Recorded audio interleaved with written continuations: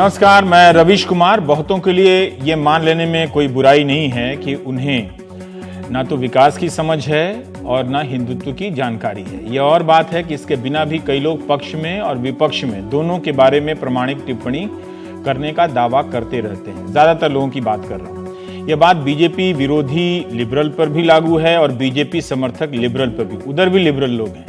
वैसे ही जैसे आपको कट्टर हिंदुत्व और नरम हिंदुत्व में फर्क करना सिखाया गया है, जिसकी परिपाटी तब से चली आ रही है जब गरम दल और नरम दल के कारण कांग्रेस में विभाजन हुआ था। हिंदुत्व अगर अमृत है तो कट्टर और नरम के फासले का क्या मतलब है? हिंदुत्व अगर जहर है तो कट्टर और नरम का क्या मतलब है? चुनाव से पहले की तमाम रिपोर्टिंग देखिए, योगी आदित्यनाथ ही मुख्यमंत्री की दावेदारी कर रहे थे, उन्हीं की बात चल रही थी। चुनाव के दौरान की तमाम रिपोर्टिंग देखिए, योगी आदित्यनाथ के समर्थक ही दावेदारी कर रहे थे। हिंदू युवा वाहिनी के बगावत की खबर उसी के संदर्भ में थी। शांत हो जाती है वो खबर बीच में। गोरखपुर में अमित शाह के रोड शो को नए मुख्यमंत्री यादगार बना देते हैं। चुनाव के बाद फिर लोग क्यों भूल गए कि योगी आदित्यनाथ मुख्यमंत्री नहीं बनेंगे? चुनाव के दौरान उनके समर्थक जो बीजेपी में हैं और जो उनके अपने हैं, डीजे गीत बनाकर बीजेपी की रैलियों में बजा रहे थे कि योगी को सीएम बनाना है, गा रहे थे। पूरे चुनाव में तमाम दावेदारों के बीच किसी ने अपनी दावेदारी प्रमुखता से की तो वो योगी थे। जरूर केशव प्रसाद मौर्य की दाद दी जानी चाहिए, क्योंकि उन्होंने प्रधानमंत्री और कामयाब अध्यक्ष अमित शाह के एक छत्र राज के नीचे अस्पताल में भर्ती होकर या अन्य अज्ञात तरीकों से, मुझे मालूम नहीं, अपनी दावेदारी की। मौर्य मुख्यमंत्री नहीं बन पाए, लेकिन नए होने के बाद भी उन्होंने कोशिश योगी जी से कम नहीं की। राजनीति को हमेशा हार और जीत के खांचे में नहीं देखना चाहिए। हार में भी कोई जीत रहा होता है और जीत में भी कोई हार रहा होता है। मुख्यमंत्री योगी के उभरने से जीत के इस क्षण में कौन हारा है, कोई हारा भी है या नहीं, इसके लिए आप उस प्रेस पर कैसे भरोसा कर सकते हैं जो सूत्रों के हवाले से राजनाथ सिंह, मनोज सिंह, स्वतंत्र देव को मुख्यमंत्री बनवा रहा था।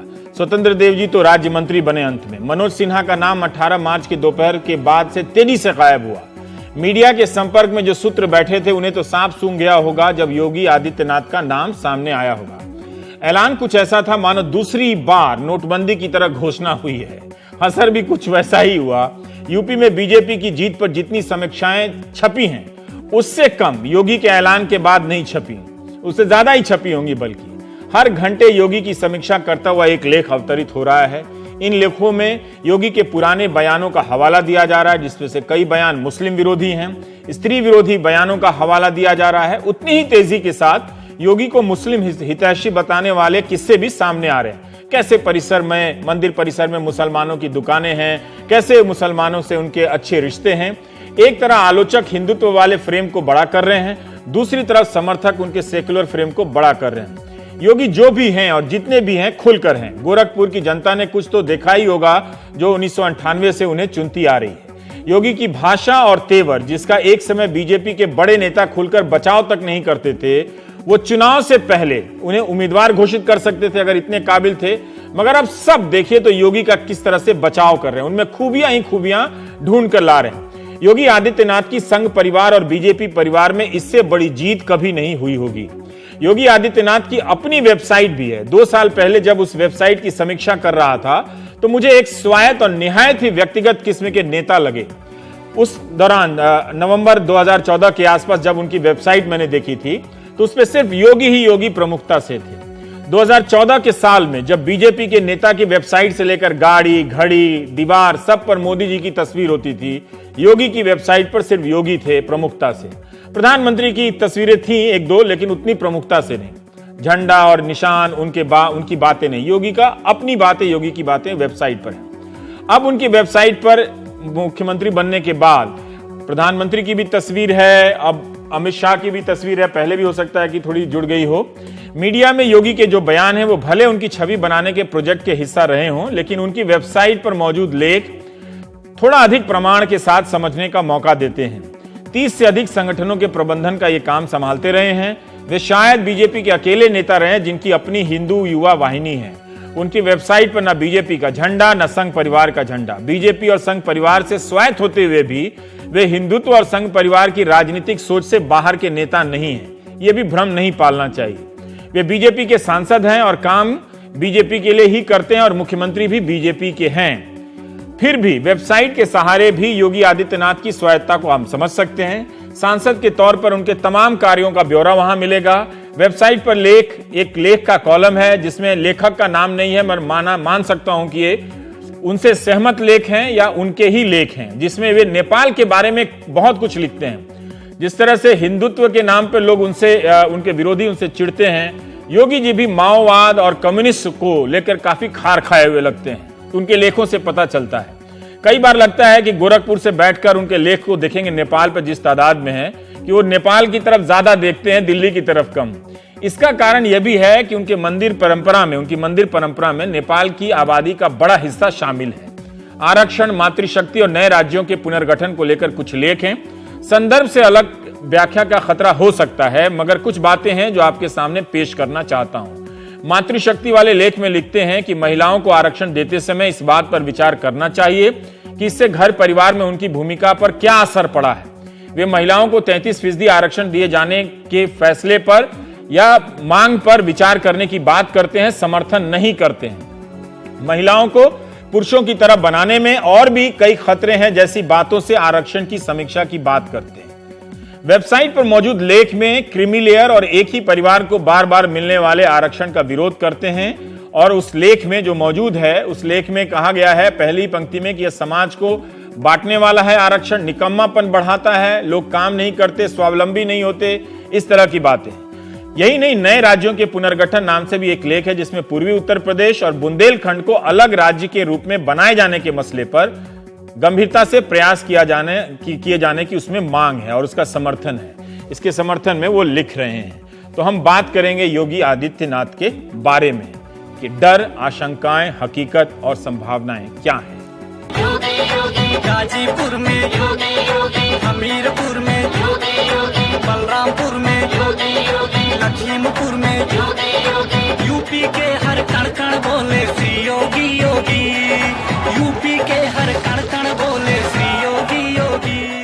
मैं आदित्यनाथ योगी ईश्वर की शपथ लेता हूँ। श्री योगी योगी, श्री योगी योगी। तो उत्तर प्रदेश के नए मुख्यमंत्री के नाम से जो धमाका हुआ है उसके असर और विवेचना विश्लेषण पर हम भी बात करना चाहते हैं। हमारे साथ राकेश सिन्हा हैं और लखनऊ से चंद्रभान प्रसाद हैं। आप इन दोनों के परिचय से अवगत है ही। राकेश आरएसएस के बारे में अध्ययन करते रहते हैं, उनकी तरफ से बोलते रहते हैं, और चंद्रभान दलित चिंतक के रूप में टीवी पर पेश होते रहे हैं, लेकिन राजनीतिक चिंतक भी हैं। दलित का मतलब ये नहीं कि आप सिर्फ दलित इश्यूज पे ही बोलते हैं, आर्थिक मसलों पे भी बोलते हैं। तो चंद्रभान, मैं आपसे जानना चाहता हूं कि योगी आदित्यनाथ का नाम जब मुख्यमंत्री के तौर पर आया और जितने तरह के विश्लेषण छपे हैं उनमें देख के मुझे व्यक्तिगत हैरानी हुई कि लोग कह रहे हैं कि अब खुलकर हिंदुत्व होगा।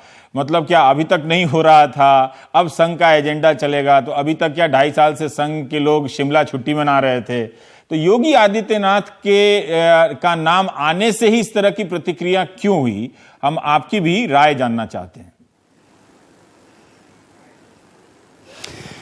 उत्तर प्रदेश के रिजल्ट आने के बाद प्रधानमंत्री जी ने बीजेपी हेडक्वार्टर से एक भाषण दिया था जिसमें उन्होंने कहा था कि उत्तर प्रदेश का इलेक्शन एक न्यू इंडिया की मांग कर रहा है।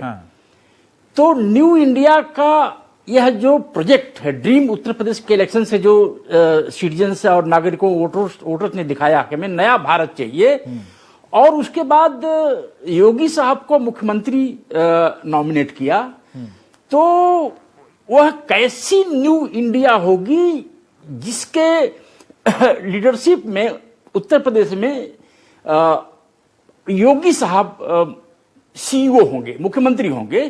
क्योंकि योगी साहब तो हार्ड हिंदुत्व के एक लोकल आइकन के रूप में जाने जाते हैं। वह कोई इकोनॉमिक्स डेवलपमेंट कोई इस तरह से तो उनका कहीं इन्वॉल्वमेंट रहा नहीं है। तो यह बड़ी ही मिस्टीरियस चीज है कि न्यू इंडिया प्रोजेक्ट का यूपी का हेड एक मिलिटेंट हिंदू आइकन के हवाले कर हिंदू आइकन तो खुद प्रधानमंत्री भी उसी फ्रेम में देखे जाते हैं आलोचकों के द्वारा कि वो हिंदू आइकन हैं। तो उनमें वो क्या अब वो हिंदू आइकन नहीं है जो आपको लग रहा है कि योगी के नाम से आ गया? अगर आपने सीईओ की बात कही, इकोनॉमिक्स में उनका कोई दखल नहीं है, तो जितने भी नए मुख्यमंत्री बने हैं 2014 के बाद से, हम नहीं जानते कि वो अर्थशास्त्र के कितने ज्ञानी हैं और रिजर्व बैंक के गवर्नर रहे हैं या नहीं रहे हैं। हाँ, ये तो देखिए, ये उत्तर प्रदेश का इलेक्शन भी धार्मिक ध्रुवीकरण पर हुआ है। नो मुस्लिम कैंडिडेट और उस तरफ से बीएसपी का 103 मुस्लिम कैंडिडेट, तो धार्मिक पोलराइजेशन पर हुआ है। और धार्मिक हिंदू व्यक्ति सत्ता में बैठा है, तो ये कोई आश्चर्य की बात नहीं है। जो हिंदू आइकन, पर यह हिंदू आइकन की न्यू इंडिया कैसी होगी? क्या वह न्यू इंडिया पूरी तरह से अर्बनाइज्ड होगी? क्या वह न्यू इंडिया पूरी तरह से इंडस्ट्रियलाइज्ड होगी? क्या वह इंडिया पूरी तरह से अंग्रेजी बोलने वाली होगी? क्या वह इंडिया अमेरिका की तरह लगेगी, या वह इंडिया अतीत के भारत के किसी राम राज्य वगैरह की तरह से लगेगी? वह न्यू इंडिया प्रोजेक्ट क्या है? इसमें कोई कंट्राडिक्शन है क्या? मैं ये तो थोड़ा सा जानना चाहता हूं। ठीक है राकेश जी, ये एक बात आई कि लोगों ने कहा कि वो हिंदुत्व के कट्टर चेहरा हैं, और अब प्रधानमंत्री या बीजेपी या ये नई रिजीम जो 2014 के बाद चल रही है, उसने विकास का मुलम्मा उतार दिया है, हिंदुत्व का आवरण ओढ़ लिया है। तो इस पे और जो चंद्रभान ने कहा न्यू इंडिया में कैसे योगी फिट होते हैं? देखिए, चंद्रभान प्रसाद जी की बातों को मैं रिफ्यूट इसलिए नहीं करता हूँ कि वो भी वही बात कर रहे हैं जो भारतीय राजनीति में बहुत से लोग किसी के बारे में धारणा बनाकर, धारणा बनने के हो सकता कुछ रियलिटी भी हो, लेकिन रियलिटी के साथ साथ मिथ के साथ धारणा बनाकर और उसकी ऐसी छवि प्रस्तुत की जाती है कि वास्तविकता बहुत पीछे दूर छूट जाती है, जो लोकतंत्र के लिए अच्छा नहीं है। देखिए, मैं इनके बारे में 2-3 बातें अभी अपने सामने रखता हूँ। लोकसभा में इनका जो अटेंडेंस रहा है बहुत ही रिमार्केबल रहा है। वो लगभग 78% के 75-78% के औसत एवरेज इनका हमें नहीं मालूम कि बाकी दूसरे सांसदों का कितना तो राहुल रहा। गांधी का अटेंडेंस तो 54% रहा, जैसे राहुल गांधी को ले लें। और दूसरी बात है कि जो प्राइवेट मेंबर बिल का एवरेज है, जो एवरेज मेंबर का 1.4 है, इनका 3 है। और जो बिल है वो कोई ऐसे मुद्दों पर उन्होंने नहीं दिया है जो बहुत विवादास्पद हो। तीसरा और एक बहुत इंपॉर्टेंट है, जो क्वेश्चन आंसर का जो होता है उसमें भी उनका 284 है। मतलब आप उनके लोकसभा के परफॉर्मेंस से क्यों डिफेंड करना? मैं एक बात कर रहा हूँ, 284 है जो एवरेज 180 है। और राज्य का, उत्तर प्रदेश राज्य के जो सांसद थे उनका 116 एवरेज है। इसी पैमाने पे मनोज सिन्हा फेल हो जाते हैं। एक मनोज सिन्हा का परफॉर्मेंस खराब है इस पैमाने पे अगर देखा जाए तो। और मैं दूसरी बात, जब आपका है रोड मैप नहीं है, तो पीआरएस एक रिसर्च संस्था है जो सांसदों पर गौर करते हैं, क्या करते हैं, उसके साइट पर चले जाइए और योगी जी का पूरा बायोडाटा आप देख जाइए। ट्रैफिक से लेकर चाइल्ड लेबर होते हुए, पॉवर्टी एलिमिनेशन से लेते हुए, जो मछुआरे हैं उनकी समस्या, जो हिंदुस्तानी बाहर में रह रहे हैं उनकी प्रोटेक्शन की समस्या, तमाम सामाजिक, आर्थिक और सांस्कृतिक मुद्दों पर उन्होंने लोकसभा में हिंदुत्व के आइकन नहीं है। मेरी बात सुनिए, लोकसभा में भागीदारी दिखाई है।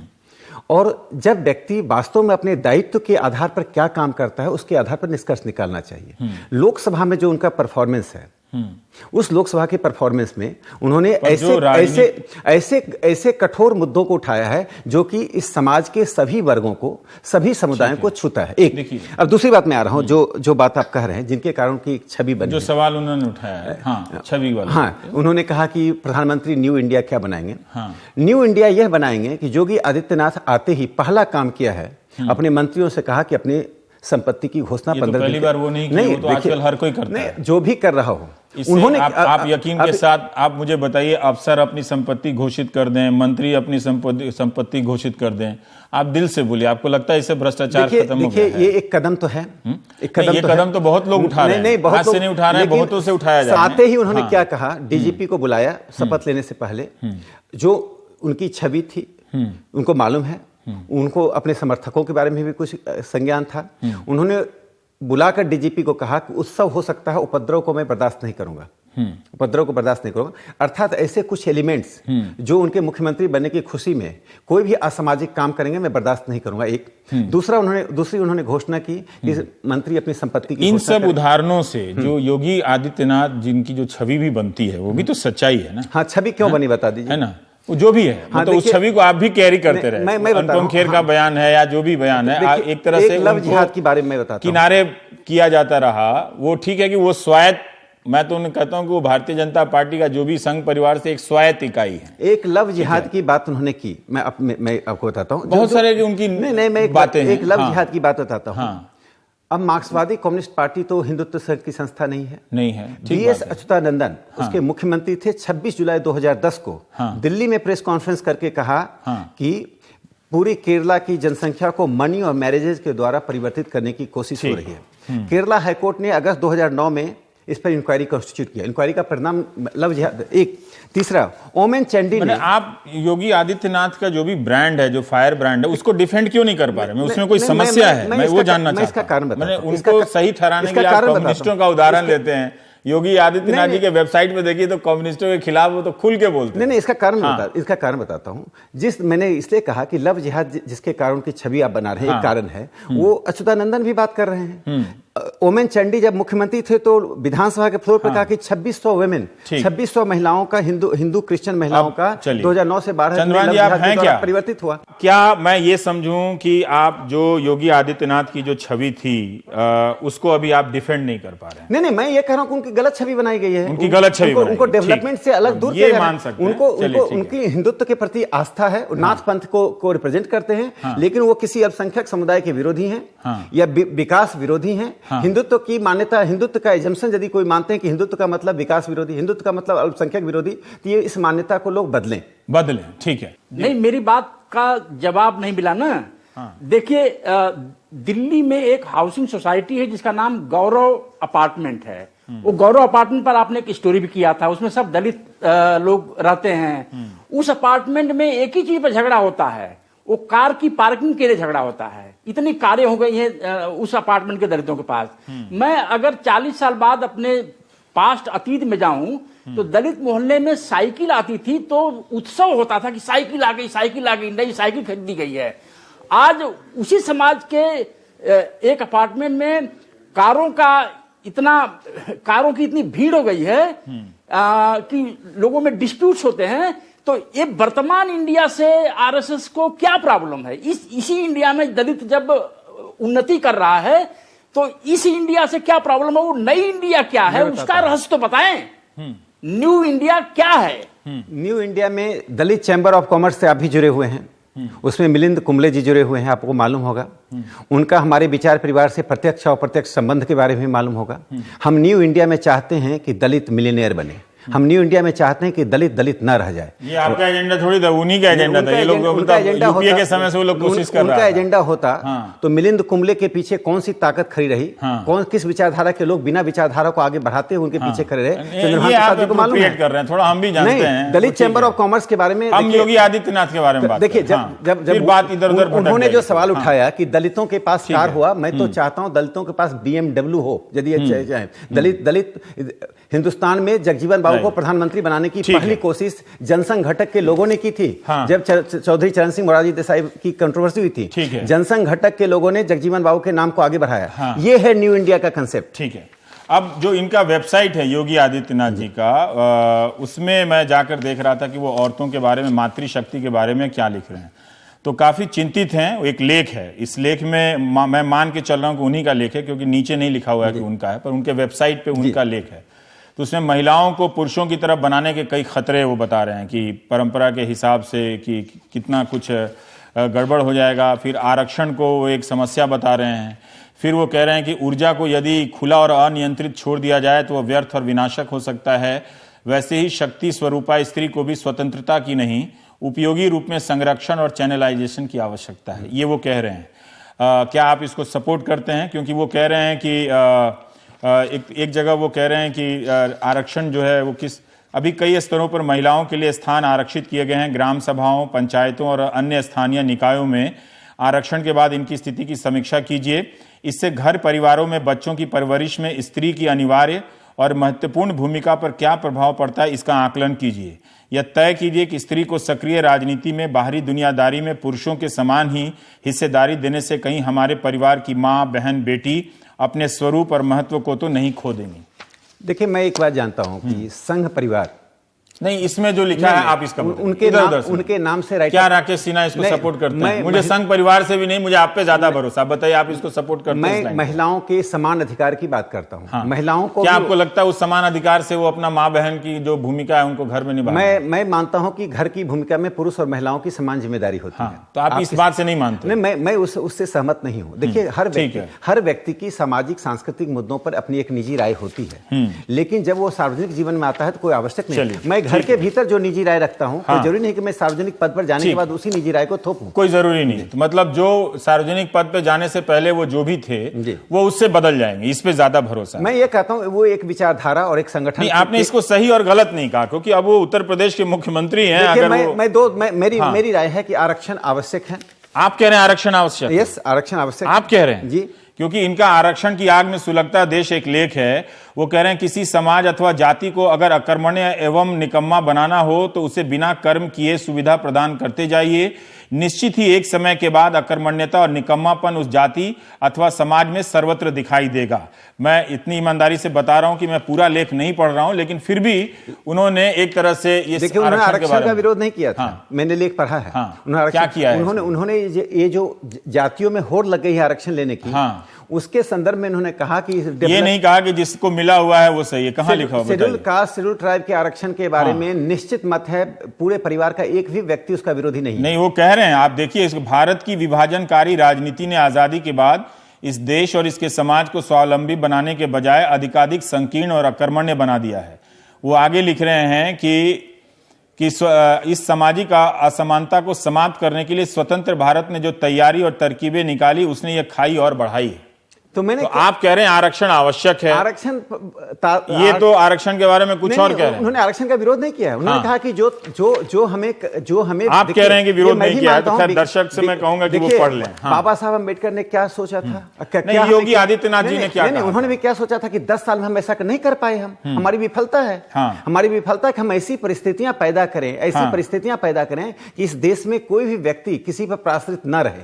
ठीक है चंद्रभान जी, की एक बात जो कही जाती है कि ये चल रहा था कि ठीक है, उनकी जो भी छवि है और जो भी उनके बारे में कहा जाता है वो अब संवैधानिक पद पर आ गए हैं तो उन्हें मौका देना चाहिए, give him a chance. Ravi ji, Rakesh Babu कुछ न कुछ छिपा रहे हैं। आरएसएस के लोग कुछ न कुछ छिपा रहे हैं। ये बता नहीं रहे हैं कि न्यू इंडिया प्रोजेक्ट क्या है, न्यू इंडिया में मनुवाद को क्या जगह होगा, न्यू इंडिया में मनुस्मृति क्या जगह होगी। ये तो संविधान की समीक्षा करना चाहते थे। मनुस्मृति की समीक्षा की डिमांड कभी नहीं किया इन्होंने, और संविधान की समीक्षा करना चाहते थे। तो ये न्यू इंडिया प्रोजेक्ट में कुछ न कुछ तो छिपा रहे हैं राकेश बाबू। और आप क्लियरली बताइए कि न्यू इंडिया प्रोजेक्ट का यूपी का सीईओ एक हिंदू धार्मिक आइकन कैसे हो सकता है जिसका आरक्षण के बारे में इस तरह का ख्याल है? मैं भी आरक्षण का प्रोडक्ट हूं, तो क्या मैं आरक्षण के प्रोडक्ट होने की वजह से मैं निकम्मा हो गया हूं? असल में आरएसएस को वो दलित थोड़ा आंखों में खटकते हैं जो आरक्षण की वजह से थोड़ा नए कपड़े पहन रहे हैं, अच्छा खाना खा रहे हैं, अच्छे घरों में रह रहे हैं। और जो सिस्टम है जिसने जाति व्यवस्था को हिला दिया, उसी को ये बोल रहे हैं कि उसी में हमें प्रॉब्लम है। तो ईस्ट इंडिया में नहीं, कुछ और तरह की इंडिया लाएंगे।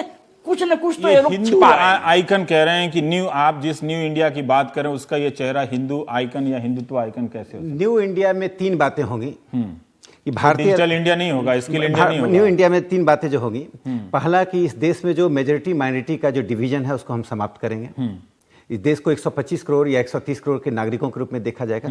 न्यू इंडिया में समानता की लड़ाई को और तेज किया जाएगा, चाहे वो डिजिटल इंडिया के द्वारा किया जाए। पूछा है कि योगी आदित्यनाथ ही उसके चेहरा क्यों हुए? पहले उन्होंने एक न्यू इंडिया की परिभाषा पूछी। फिजिकल इंक्लूसिवनेस जो है वो दिखाई पड़ रहा है, और जमीन पर दिखाई करने के कारण जो जातियों का मॉर्गेजिंग कर लिया था पॉलिटिकल पार्टी ने, मायावती जी ने मॉर्गेज कर लिया था, मुलायम सिंह जी ने मॉर्गेज कर दिया, वो मॉर्गेज खत्म हो रहा है। आपने सुहेल देव भारत समाज पार्टी से और निषाद पार्टी से क्यों समझौता किया था? देखिए इलेक्टोरल रणनीति में और हमारी दृष्टि में, मेरी बात सुनिए, इलेक्टोरल रणनीति में और दृष्टि में, कोलिशन पॉलिटिक्स की दृष्टि में भारतीय जनता पार्टी ने इस चुनाव में, इस जनादेश में कम से कम यह बात तो साबित किया है कि कास्ट बेस्ड और आइडेंटिटी बेस्ड जो पोलराइजेशन था, ये तो आपने साबित उसका किया उत्तर लोकतांत्रिक पोलराइजेशन है, डेमोक्रेटिक। ये भी आपने साबित किया है। हालांकि वो विधायक दल की अपनी सहमति होती है, लेकिन 325 विधायकों में से कोई एक मुख्यमंत्री नहीं बन सका, कोई उप मुख्यमंत्री नहीं बन सका। ये भी आपने साबित किया है और ये पहले भी साबित होता है। मैं इस पे समय नहीं बर्बाद करना चाहता। राजनीति में इतने तेवरों और आक्रामकता के कारण जाने वाले व्यक्ति का विश्लेषण हो रहा है, लेकिन अच्छी बात यह है कि कोई झगड़ा नहीं हो रहा है। तो आराम आराम से ही बात हो रही है, क्योंकि अब तो वो सत्ता पे बैठ गए हैं, कुर्सी पर बैठ गए हैं, तो उनका विश्लेषण हो रहा है। लेकिन ब्रेक लेंगे।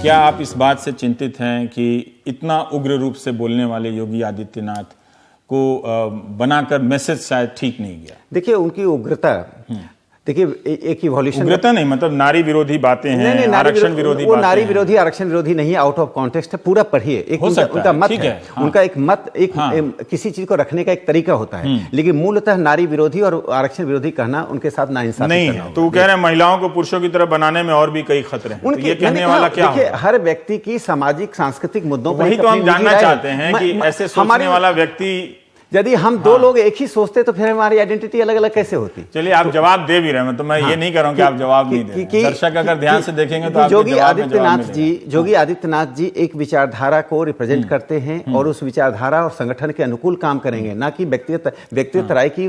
आप बार बार एक ही विचारधारा क्यों? अब देखिए, एक ऐसा नेता क्यों नहीं होता जो पहले वो जो सोचता था वो वही आज भी सोचेगा?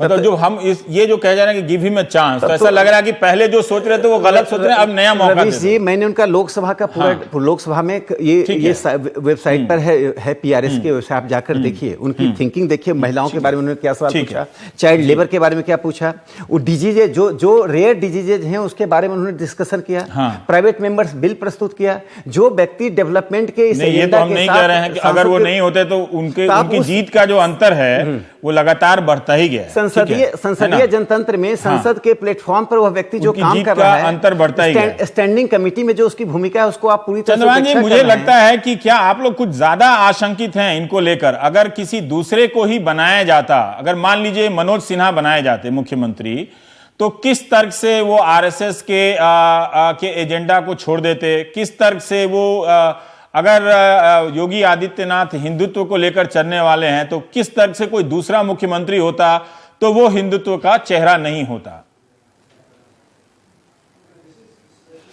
रवीश जी, राकेश बाबू जरा बताएंगे बाद में।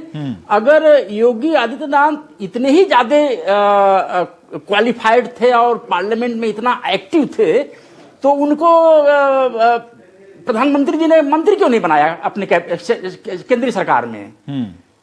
जो उत्तर प्रदेश का चीफ मिनिस्टर बन सकता है वो तो मंत्री भी बन सकता था ना।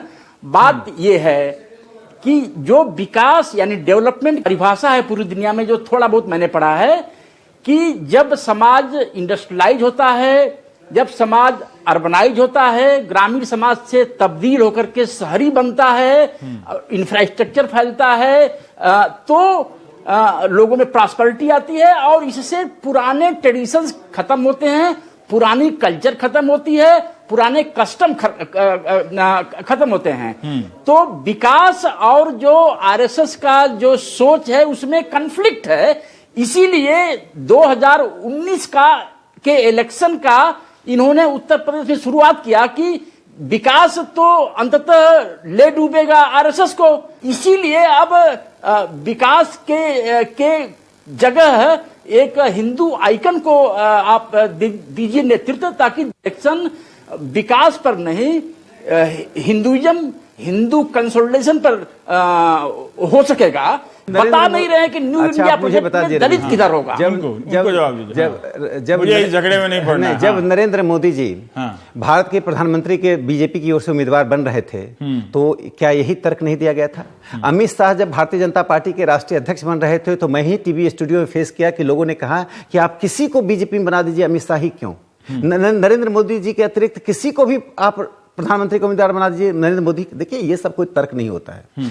आपको मैं बता दूं, भारतीय जनता पार्टी ने उनको डिबेट इनिशिएट करने के लिए दर्जनों बार अवसर दिया पार्लियामेंट में। ये बात तो कौन मंत्री बनता है, कौन नहीं मंत्री बनता है, यह परिस्थितियों पर निर्भर करता है। उन्होंने एक बात कही कि जो डेवलपमेंट का एजेंडा है वो चूंकि आरएसएस परंपराओं को संरक्षित करती है या अतीत में रहती है, अतीत के इतिहास में जीती है, तो डेवलपमेंट तो पुरानी संस्कृतियां, पुरानी रवायतों को ध्वस्त करता है। विकास, देखिए, हम तो इसलिए आप विकास विरोधी हो गए हैं और आप 2019 में हिंदुत्व को लेकर जाएंगे। वो ये कहा, वो पॉइंट मिस मत कीजिए। उस पर मैं कह रहा हूं कि आज आरएसएस से गए हुए लोग जो बीजेपी में गए हैं, मुख्यमंत्री हैं मध्य प्रदेश में, मुख्यमंत्री हैं छत्तीसगढ़ में, और कम से कम आधे दर्जन 10 राज्यों में मुख्यमंत्री हैं। वहां कौन सा विकास का एजेंडा नहीं चल रहा है जो कि कांग्रेस शासित राज्यों में, वामपंथी शासित राज्यों में विकास का एजेंडा चला।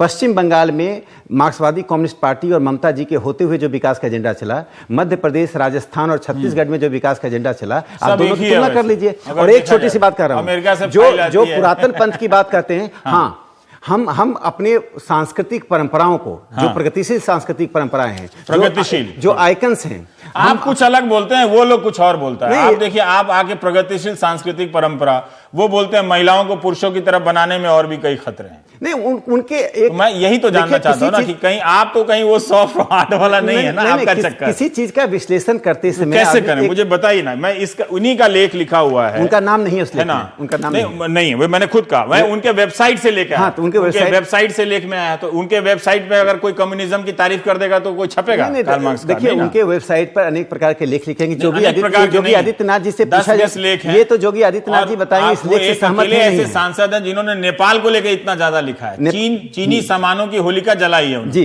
वो ऐसा तो लगता है कि वो नेपाल के प्रधानमंत्री बनना चाहता है, जिस तरह से नेपाल के लेख है, नेपाल को लेकर है। देखिए, मैं उनकी बात कर रहा हूं, लेकिन वो ठीक है। मैं जब 2 साल पहले जब उनके वेबसाइट पे मैंने एक लेख लिखा था एनालाइज करके, तो मुझे वो एक स्वतंत्र और स्वायत्त व्यक्ति लगे आपकी परंपरा में। आप भले ही उनको आप अप्रोप्रिएट कर रहे हैं या उनको अपना बता रहे हैं, लेकिन तब उनके वेबसाइट पे प्रमुखता से, मतलब हर जगह योगी के ही चेहरा था, तस्वीरें थी, यहां तक कि मुझे हैरानी हुई कि बीजेपी का भी झंडा नहीं था और भारतीय जनता पार्टी के नेताओं का भी नहीं। अब आ गया ये सवाल, एक बुनियादी सवाल है। ये आपने बहुत, वो एक स्वतंत्र स्वायत्त आदमी है। अब तक का सबसे महत्वपूर्ण सवाल यही है, और जो बुनियादी सवाल है उनके संदर्भ में, जिसका मैं उत्तर देता हूं, कि एक ब्रॉडर हिंदुत्व मूवमेंट में अनेक प्रकार की धाराएं थी। उसमें एक हिंदू महासभा की भी धारा थी, और योगी आदित्यनाथ जी उसी हिंदू महासभा की धारा के आरंभ में एक प्रतिनिधि के रूप में आगे बढ़े। ठीक, वो प्रतिनिधि बड़े स्वतंत्र है। मुझे तो हैरान, कई बार मुझे चेक करना पड़ता है कि ये सांसद बीजेपी के ही हैं या हिंदू युवा वाहिनी के हैं। अकेले ऐसे सांसद हैं जिनकी कोई अपनी वाहिनी है। नहीं, बाद में धीरे धीरे उनका इंटीग्रेशन हुआ। अब हो गया कंप्लीट। और मैं बताता हूं कि यदि किसी व्यक्ति के पास्ट को ही अगर आधार बना लिया जाए, तो इवोल्यूशन का प्रोसेस बंद हो जाएगा। वैचारिक इवोल्यूशन होता है, संगठनात्मक इवोल्यूशन होता है। ये वैचारिक इवोल्यूशन का मौका आप अपने विरोधियों को भी देना चाहेंगे? हम तो देते हैं, वो नहीं दे रहे हैं, वो लेना नहीं चाहते हैं। हम तो चाहते हैं कि चंद्रभान प्रसाद ऐसा ना हो कि एक दिन आप लोग राहुल गांधी के लिए भी कहने लगेंगे गिव हिम अ चांस, कहीं ऐसा तो नहीं हो जाएगा? बेचारे चांस लेने को तैयार नहीं है, चांस लेने के लिए तैयार, लेकिन जब तैयार। अच्छा चंद्रभान जी, एक सवाल इसमें रह गया है कि एक लेख है इनका, राज्य पुनर्गठन की आवश्यकता। देखिए क्या है कि इनके बारे में इनके समर्थकों का कहना है कि बहुत सारी गलत धारणाएं बनाई गई। लगातार इन्हें एक मुस्लिम विरोधी रूप में चिन्हित किया गया, रेखांकित किया गया। लेकिन मुझे हैरानी हो रही है कि इनके समर्थक तो तब भी थे, तब उन्होंने क्यों नहीं बताया कि इनके कितने करीबी मुसलमान हैं, इनके मंदिर में मुसलमान दुकान लगाते हैं, या फिर इनके बहुत नजदीक के लोग मुसलमान हैं और फरियाद मुस्लिम लोग भी लेके जाते हैं। तो सांसद के तौर पे ये अपनी जिम्मेदारी सबके साथ बराबर से निभाते हैं। इसको छोड़ देते हैं, ये चर्चा चल रही है। छोटे से ब्रेक के बाद हम लौटेंगे तो तीसरे सेगमेंट में भी हम इस पर बात करेंगे।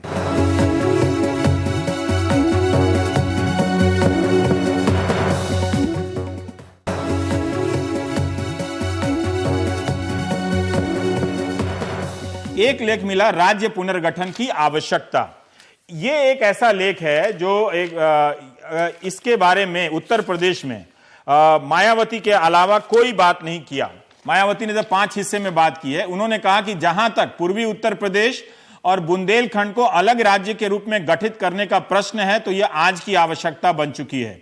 उत्तर प्रदेश की वर्तमान सरकार और केंद्र सरकार ने भी सैद्धांतिक रूप से सही स्वीकार किया है, लेकिन दोनों सरकारें गंभीर नहीं हैं, राजनीतिक मुद्दा बना रही हैं।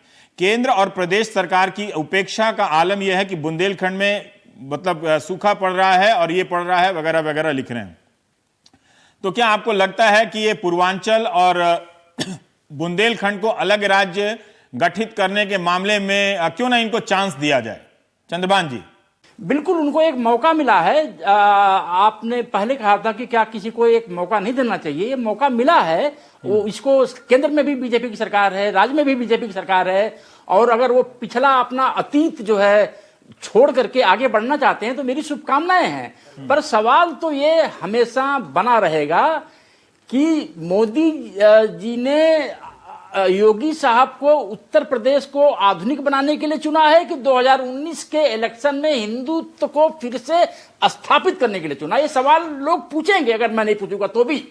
ठीक है राकेश, देखिए इस सवाल का राज्यों के पुनर्गठन का भी जवाब दीजिएगा। और वो भी देखिए, एक तो एक पुराना विचार, एक सनातन विचार है कि बड़े राज्यों को छोटे राज्यों में तब्दील करना चाहिए। इसी कारण झारखंड बना, इसी कारण से छत्तीसगढ़ क्या बना। यूपी को पूर्वी? देखिए ये निर्भर करता है कि वर्तमान समय में उत्तर प्रदेश को विभाजन के बारे में सरकार क्या सोचती है, क्यों सोचती है। ये लेकिन एक छोटी सी बात मैं इसमें जोड़ना चाहता हूँ। देखिए, यूपीएससी देने वाले जो गैर अंग्रेजी के छात्र हैं, जो उनको परेशानी होती है, उसके बारे में अभी भी हो रही है। हाँ, उसके बारे में फोन करते हैं यूपीएससी वाले और उनका कोई सुनवाई नहीं। 11 जुलाई 2014 को लोकसभा में इन्होंने जिस तार्किक ढंग से चीजों को उठाया, और चाइल्ड लेबर के चाइल्ड लेबर, अलग राज्य की बात कर रहा हूं। क्या आपको लगता है कि योगी आदित्यनाथ ने कुछ तो अपना किया हुआ बोला हुआ करेंगे ना, कि सबसे पलट जाएंगे? ये तो जोगी जी ही बताएंगे, मैं उनके बिहार से कैसे बोलूंगा, वो क्या करेंगे। लेकिन मैं एक चीज सुनिए, इसमें जोड़ना, चाइल्ड लेबर के स्कूल के लिए, देखिए ऐसे मुद्दे उठाने वाले व्यक्ति की एक आप मतलब आप छवि गढ़ने का काम नहीं करना चाहिए। अल्पसंख्यक के खिलाफ बोलते रहे,